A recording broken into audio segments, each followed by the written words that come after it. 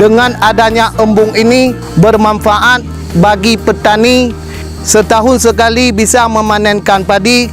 Kalau sekarang insya Allah kita bisa memanenkan dalam setahun 2 kali, karena tidak ada kekurangan air bagi petani kami lagi.